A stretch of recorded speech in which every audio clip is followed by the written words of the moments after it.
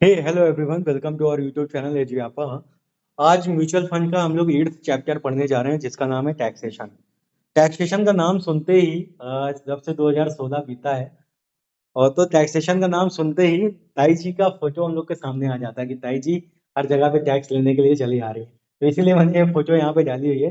Taxation कभी भी आएगा तो ताई जी की फोटो आ जाएगी, तो उनको आप नमस्ते करिए और नमस्ते करने के बाद जो भी टैक्सेशन है उसको पढ़ते हैं हम लोग, ठीक है। तो इन्होंने म्यूचुअल फंड पर भी टैक्सेशन बढ़ाया है। स्टॉक मार्केट के जो भी प्रोजेक्ट हैं उनमें टैक्सेशन बढ़ाया है। तो उस टैक्सेशन में क्या क्या चेंजेस हुए हैं जो हम इस चैप्टर में पढ़ने वाले हैं। बहुत ही छोटा सा चैप्टर है, हो सकता है कि 10 से 15 मिनट में ये चैप्टर कंप्लीट हो जाएगा। तो बहुत आसान सा चैप्टर है। इसमें से आपका एक या दो क्वेश्चन जो अभी चेंजेस आए हैं शॉर्ट टर्म कैपिटल गेन और लॉन्ग टर्म कैपिटल गेन में जो भी चेंजेस है वही चीज़ आपका बेसिक पूछेगा और कोई भी चेंजेस नहीं आएगा। तो स्टार्ट करते हैं अब हम इस चैनल को। और स्टार्ट करने से पहले अगर आप इस चैनल पर नए हैं तो प्लीज़ चैनल को सब्सक्राइब कर दीजिए। और अभी तक आपने हमारा प्ले स्टोर पे मोबाइल एप्लीकेशन नहीं अ, अभी तक आपने हमारा प्ले स्टोर से मोबाइल एप्लीकेशन अगर अभी तक इंस्टॉल नहीं किया तो आप उसे इंस्टॉल कर लीजिए, क्योंकि वहाँ पे बहुत सारी चीज़ें आपको स्टॉक मार्केट के बारे में मिलेंगी। और साथ ही साथ बहुत अच्छे खासे कोर्सेज हम आपको वहाँ पे लेकर के आ रहे हैं जो कि आपके जॉब रेडी ओरिएंटेड कोर्सेज कहलाएंगे और आपको जॉब लेने में काफ़ी हेल्पफुल होंगे, ठीक। तो स्टार्ट करते हैं हम लोग टैक्सेशन का चैप्टर। सेक्शन 1023D, ये इनकम टैक्स एक्ट का सेक्शन है 1961 का। Exempt all the income earn by mutual fund schemes. सारे इनकम जो भी अर्न होती हैं उन स्कीम्स में उन्हें एग्जेम्प्ट करती है। पहला, long term capital gain, equity scheme and listed securities more than 1 year holding period, non equity scheme more than 2 years holding period. इसका कहने का मतलब ये है कि अगर कोई शेयर आपने लिया, ठीक है, उसको 1 साल से ज़्यादा अगर आपने रखा है अपने पास उस म्यूचुअल फंड को, तो आपका वो जब आप बेचोगे तो वो आपका लॉन्ग टर्म कैपिटल गेन कहलाएगा, ठीक। और वहीं नॉन इक्विटी स्कीम्स मतलब अनलिस्टेड शेयर्स भी होते हैं, वो अगर आप बेचते हो 2 साल बाद तो आपका वो लॉन्ग टर्म कैपिटल गेन कहलाएगा, ठीक। Short term capital gain, equity schemes and listed securities, जो भी आपके स्टॉक्स हैं, ठीक है, या इक्विटी म्यूचुअल फंड्स हैं, उसे आप 1 साल के अंदर बेच देते हो, 365 दिन के अंदर बेच देते हो, तो उसे शॉर्ट टर्म कैपिटल गेन कहते हैं। और non equity schemes less than 2 years holding period, वही अगर 2 साल के पहले आप बेच देते हो तो बस दोनों रिवर्स हैं एक दूसरे के।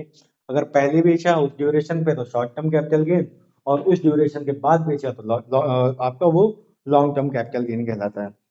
Equity long term capital gain first 1.25 lakh is tax free. जो ये जो ऊपर दिया है ना पहली लाइन जो आपको एग्जाम करा रही है, ये यही है कि अगर आप लॉन्ग टर्म कैपिटल गेन मतलब 1 साल बाद कोई म्यूचुअल फंड बेचते हो और आपका जो टोटल प्रॉफिट है वो 1,25,000 से कम है, तो आपका उस फाइनेंशियल ईयर में पूरा पैसा एग्जाम हो जाएगा। आपको उस पर देने के लिए कोई पैसा नहीं देना पड़ेगा, कोई टैक्स नहीं देना पड़ेगा। ये आपको फैसिलिटी मिली है। आगे, dividend are tax in the hands of investor as per their slab. Dividend आपको जो भी मिल रहा है आपकी टोटल इनकम में उसको क्लब कर दिया। सपोज करिए आप सैलरी इनकम आपकी आ रही है, ठीक है, उस सैलरी इनकम के अलावा आपने कोई भी डिविडेंड मिला आपको, तो इस डिविडेंड इनकम को आपके सैलरी के साथ जोड़ दिया जाएगा तब। और उसके बाद जो हमारा टैक्स स्लैब है, उस टैक्स स्लैब में जो भी टैक्स बनेगा वो टैक्स आपको पे करना पड़ेगा। Security transaction tax at the time of redemption application only for equity schemes. अगर आप इक्विटी स्कीम्स में इन्वेस्ट करते हो मतलब कि डेट नहीं है, वो लिक्विड नहीं है, तो ऐसे कंडीशन में जब भी आप कहीं रिडेम्पशन करते हो तो आपको एक और चार्ज देना पड़ता है, दैट कैन बी से सिक्योरिटीज ट्रांजैक्शन टैक्स, ओके। उसे एसटीटी बोलते हैं, शॉर्ट फॉर्म में एसटीटी बोलते हैं। जब आप इक्विटी में ट्रेडिंग करते हो तो ट्रेडिंग करते टाइम पे जब आप बेचते हो तो उस टाइम पे भी वो पैसा उस कॉन्ट्रैक्ट नोट में कभी आप खोल के देखो तो जो ट्रांजैक्शन लगता है दैट इज कॉल्ड एसटीटी, उसको हम लोग सिक्योरिटीज ट्रांजैक्शन टैक्स बोलते हैं। Clear everyone? कोई भी ऐसी चीज नहीं थी जो आपको कंफ्यूज करे, यहाँ पे सब कुछ बहुत इजी है। Transaction, purchase of unit of equity oriented mutual fund STT nil रहेगा। पेयर बाय परचेजर, कुछ नहीं देना है। अगर आप परचेज करते हो तो आपको एसटीटी कुछ नहीं देना है। वही अगर आप सेल करते हो इक्विटी म्यूचुअल फंड्स को तो 0.001 ये आपका उस वैल्यूएशन पे लगेगा जो भी उस दिन उस रिडीम करते टाइम पे उस एनएवी की वैल्यू होगी, ठीक। Sale of unit of equity oriented mutual fund to be the mutual fund, उसमें भी सेम प्राइस है। आपका जो भी म्यूचुअल फंड है, अगर आप वहां से एक्सचेंज से भी बेचते हो, जैसे कोई ईटीएफ है, ठीक है, यहाँ पे ईटीएफ के बारे में बोला गया, आप नॉन डिलीवरी बेसिस, आपका डिलीवरी बेस था, उसमें आपने नॉर्मली बेच दिया, T+1 में आपका सेटल हो जाएगा। अब equity oriented mutual fund to the mutual fund, आप ये भी बेचते हो तो भी 0.01% होता है। Sale of equity shares, units of business trust, unit of equity oriented mutual fund, non delivery based, जैसे यहाँ पे आपका ईटीएफ का कॉन्सेप्ट आ जाएगा, सॉरी सेकंड में नहीं आएगा, यहाँ पे आपका ईटीएफ का कॉन्सेप्ट आ जाएगा। और आपका डिलीवरी और नॉन डिलीवरी दोनों में प्राइस एक ही लगता है, तो यहाँ पे कुछ अलग अलग नहीं है, इन्होंने अलग अलग कर दिया कंफ्यूजन क्रिएट करने के लिए। ये मान के चलिएगा कि आपका इक्विटी कोई भी आप सेल कर रहे हो, ठीक है, इक्विटी म्यूचुअल फंड कोई भी कर रहे हो, सेम डे पे आप सेल कर रहे हो, तो आपका 0.025 लगेगा। और नॉर्मली ये कुछ कैटेगरी होती है, जैसे आपका यूनिट ऑफ बिजनेस ट्रस्ट, ठीक है, unit of equity oriented mutual fund non delivery basis, तो इसमें आपके चार्जेस 0.025 लगते हैं, और इन दोनों केसेस में आपका 0.001 लगते हैं, और परचेज करते समय आपके कोई चार्जेस नहीं लगते हैं सिक्योरिटी ट्रांजेक्शन टैक्स के केसेस में, ठीक है। अब setting off capital losses under income tax act, capital loss short term और long term can not be set off against any other hands और any other head of income. Income tax act में 5 heads होते हैं आपके income के, ठीक है, salary आपका, फिर हाउस प्रॉपर्टी, उससे जो भी इनकम हो रही है उस पर टैक्स देते हैं, पीजीबीपी मतलब कि बिजनेस इनकम अगर है, और अदर सोर्सेस, ठीक, इस तरीके से आपके हेड्स होते हैं। तो आपका जो भी कैपिटल लॉस है, कैपिटल लॉस आपका शॉर्ट टर्म और long term can not be set off against any other head of income, मतलब कि आपका अगर कैपिटल लॉस हुआ है अदर सोर्सेज का, तो वो आप बिजनेस से सेट ऑफ नहीं कर सकते, आप हाउस प्रॉपर्टी की इनकम से सेट ऑफ नहीं कर सकते हो। Short term capital loss set off against short term capital gain और long term capital gain. Short term अगर कैपिटल लॉस हुआ है आपको, ठीक है, शॉर्ट टर्म अगर कैपिटल लॉस हुआ है, शॉर्ट टर्म का लॉस, अगले साल अगर आपको कोई प्रॉफिट हुआ है, तो उस शॉर्ट टर्म कैपिटल गेन से और लॉन्ग टर्म कैपिटल गेन दोनों से आप सेट ऑफ कर सकते हो। सपोज करिए एग्जांपल, इस साल मुझे 2 लाख रुपए का लॉस हो गया, ठीक है, स्टॉक मार्केट में, और हमने अपना आईटीआर फाइल कर दिया। आईटीआर फाइल करना जरूरी है, ये चीज यहाँ नहीं लिखा है लेकिन मैं आपको बता देता हूँ। अगर आपने आईटीआर नहीं फिल किया तो अगले साल आप उसको लॉस क्लेम नहीं कर पाओगे, ठीक। 2 लाख रुपए का लॉस हो गया, अगले साल आपको 1 लाख रुपए का प्रॉफिट हो गया, तो आपको चाहे शॉर्ट टर्म कैपिटल गेन हो, आपने सेम ईयर में बाई करके सेल कर दिया, उससे कमाया हो 2 लाख रुपया, या आपने लॉन्ग टर्म कैपिटल गेन मतलब कि पुराना कोई शेयर था, 1 साल कंप्लीट हो उसके बाद बेचा, दोनों से अपने 2 लाख रुपए की भरपाई कर सकते हो, मतलब सेट ऑफ कर सकते हो, ये आप बेनिफिट कर सकते हो, ठीक है। Long term capital loss can only be set off against the long term capital gain. Short term दोनों से हो जाएगा, लेकिन लॉन्ग टर्म केवल लॉन्ग टर्म से ही होगा, ये चीज याद रखना, ठीक है आप। ठीक, तो एक और एग्जांपल मैं लूपहोल आपको बताता हूँ कि सपोज करिए आपने कोई लॉस कर लिया था लॉन्ग टर्म कैपिटल में, वैल्यूएशन आपकी 15-20 लाख रुपए अभी डाउन चल रही है मार्केट में, आपका 1 साल से ज्यादा हो गया शेयर्स की वैल्यू, आप रिडीम कर लीजिए, और आपका प्लान है कोई प्रॉपर्टी बेचने का, और आपने प्रॉपर्टी बेच दी 20-25 लाख उस पे, अगर आपका कोई गेन आ रहा है, तो प्रॉपर्टी वैसे भी लॉन्ग टर्म है, तो वहां पे आप इन दोनों का बेनिफिट ले सकते हो, सेट ऑफ कर सकते हो। यहाँ पे ये थोड़ी ना बोला है कि इक्विटी नहीं, आपका रियल एस्टेट नहीं, ऐसा कोई डिफरेंशिएट नहीं किया है, तो आप वहां पे दिमाग लगा सकते हो, आपने अब सीए से जवाब मिलोगे तो आपको दिमाग बता सकता है उसमें। The dividend would be added to the taxable income of the SSC for the year, मैंने बोला कि डिविडेंड जो भी होता है वो आपकी इनकम में क्लब होता है, और टैक्स स्लैब पे जो भी एक्सपेंस है आपका टैक्स बनेगा वो आपको देना पड़ेगा। The dividend would be taxable in the hands of recipient at the applicable tax rate, जो भी आपका एप्लीकेबल टैक्स रेट होगा उसी स्लैब के हिसाब से आपको टैक्स पे करना पड़ेगा। Tax benefit under section 80C of the income tax act, certain mutual fund scheme known as equity linked saving scheme are eligible for the deduction under section 80C of the income tax act. As the name of suggests, this is an equity linked scheme, and hence the scheme investment in equity shares the benefit of available up to 1.5 lakh per year per taxpayer in the case of individual and HUF. The scheme has a lock-in period of 3 years for the date of investment.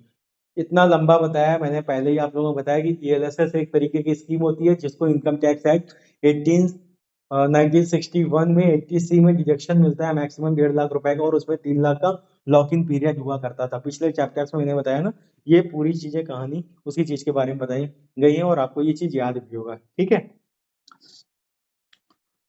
tax deducted at source. There is no TDS on repurchase proceed to the resident investors.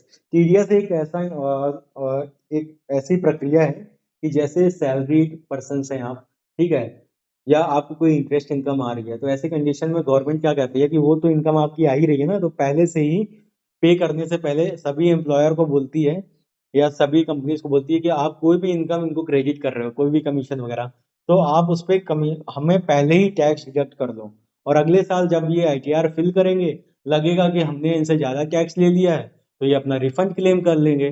तो वही procedure, उसी को कहते हैं TDS.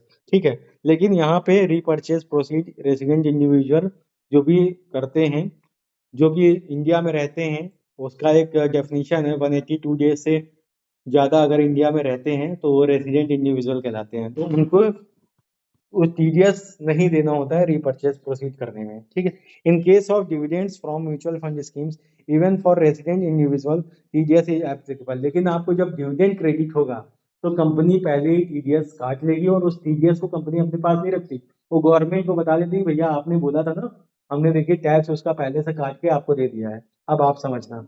तो TDS कटने के बाद सर्टेन टाइम तक जमा भी कराना होता है, नहीं तो कंपनी को पेनल्टी लगती है। तो वो इनकम टैक्स में पढ़ने के कॉन्सेप्ट है, यहाँ पे नहीं। तो बस आपके नॉलेज के लिए इतना ही काफी है। Tax is required to be deducted at 10% on the dividend amount if exceed 5,000। अगर डिविडेंड 5,000 से ज्यादा है तो ही टीडीएस कटेगा, और कितना कटेगा? 10% कटेगा। Dividend plans in mutual funds are called IDCW, income distribution cum capital withdrawal. जब आप म्यूचुअल फंड बेचोगे तो कुछ ऐसे प्लान, कुछ क्या सभी म्यूचुअल फंड में एक स्कीम होती है कि वो डिविडेंड डिस्ट्रीब्यूट करते हैं। ठीक, तो वो प्लान जो आपके होते हैं वो आईडीसीडब्ल्यू प्लान्स कहलाते हैं। उसमें भी टीडीएस पहले से कट जाएगा, जो भी पेमेंट इन्वेस्टर को देता है म्यूचुअल फंड एमसी, वो टीडीएस पहले काट लेगा। तो ये आपका पूरा टैक्सेशन कॉन्सेप्ट था। टैक्सेशन कॉन्सेप्ट पूरा कंप्लीट हो गया हमारा चैप्टर। मैंने कहा ना 10 से 15 मिनट में ये चैप्टर कंप्लीट हो जाएगा। दो चीजें आपको याद रखनी है। शॉर्ट टर्म कैपिटल गेन अभी इस फाइनेंशियल ईयर में चेंज हुआ था। शॉर्ट टर्म कैपिटल गेन आपका 20% लगता है। ठीक है, याद रखिएगा, डायरेक्ट क्वेश्चन आएगा, एकदम अपने माइंड में रख लीजिएगा। 20% आपका शॉर्ट टर्म कैपिटल गेन लगता है, और long term capital gain 1.25 lakh तक तो छूट है। ठीक है, लेकिन उसके ऊपर जो लगेगा वो आपका 12.5% है।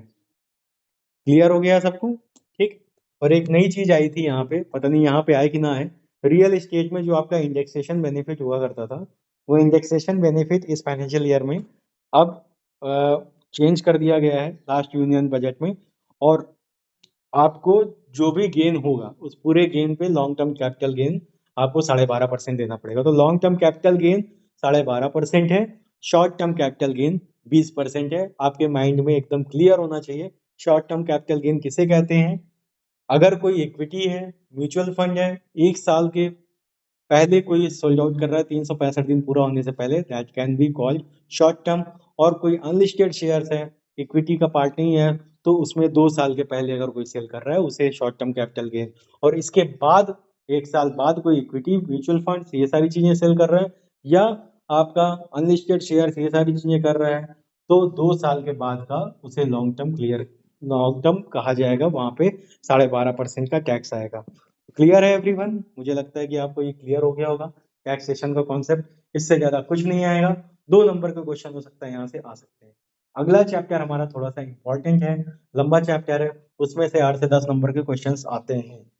अगर आपको कोई भी चीज डाउटेबल है, कोई चीज आपको क्लियर नहीं हुई है, तो आप कमेंट्स में कर सकते हो, या हमारे एजुआपा चैनल पे आकर के आप चैट बॉक्स में हमसे क्वेश्चन पूछ सकते हो, और 1-to-1 क्लासेस भी हमारे साथ पेड ले सकते हो। ठीक है, थैंक यू सो मच। इसी के साथ मैं इस वीडियो को यहीं पे कंप्लीट करता हूँ।